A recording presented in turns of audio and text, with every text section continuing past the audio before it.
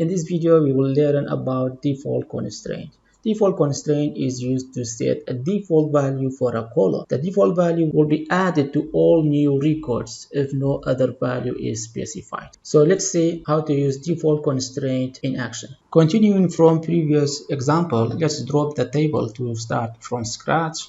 So the table has been deleted. Now, before I create the new table, I would like to set a default value for the salary. In case I didn't insert any data to the salary, I would like to have a default value like $800, for example. So I will write default, then I have to specify the default value between parentheses, for example 800, this way. So now if I create the table again, let's run the insert query, but I will remove the salary, for example, in order to see what value will be inserted to that column.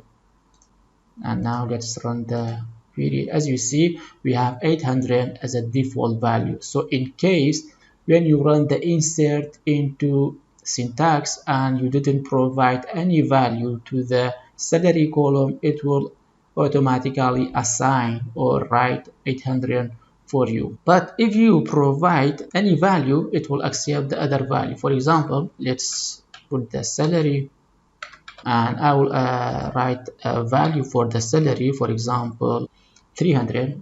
Now if I run the syntax again, let's see what we have done. As you see, we have 300 as a value for the salary column because we provided manually a value for that column.